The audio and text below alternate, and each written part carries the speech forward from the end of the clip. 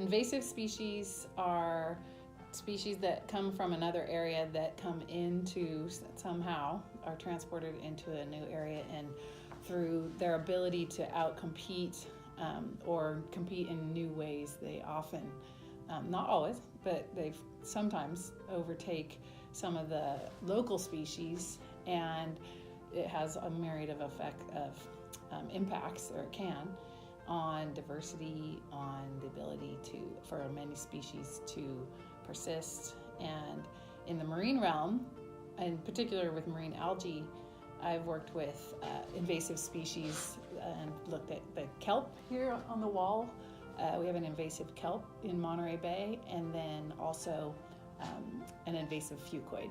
Frequently they come with ballast water, and where super tankers or even smaller vessels can take on water from an area, move it to a new area, and release that ballast water. And so that's how propagules can travel far across the ocean. So how do we address invasions? Well, the first and most important step is try to reduce the possibility in the first place. So reducing the introduction.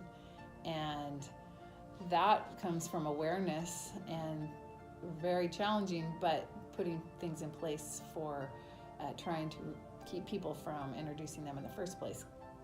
Eradication is really hard, and in the marine realm in particular, there have been successful eradications of the Caulerpa taxifolia in Southern California, where they bleached a lagoon, or they went in and found the species and had a whole team of people and bleached the lagoon. At the short term, it was successful.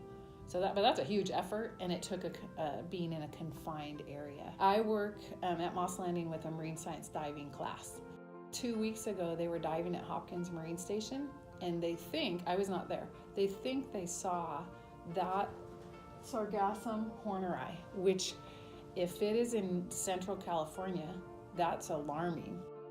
So we are planning, so this is a perfect example. We are planning now, they have 1 week to plan make a dive plan for anything they want it to sample. And they're going out and sampling and looking throughout this area to see if it's in fact invasive species, and if it is, where it is located.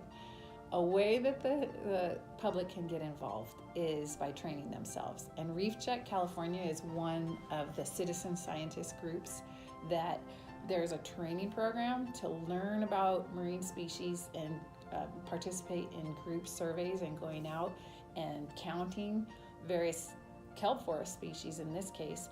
But one of the things that they train the citizen scientist divers about is recognizing introduced species. And it doesn't have to be on your transect, it can be anywhere at the site. So the people are informed and then quizzed and checked every year so that you're up to speed on any name changes or variation in distribution. And so learning about where they are, what they look like, and who to notify. Because if you pull a piece up and let go of it, you could be part of the problem of transporting it. But if you can take a picture and show a friend so that you can both come back and verify where the location is, then you could inform people that could early on maybe be able to control something. Because once it spreads, it's really hard to eradicate most introduced species.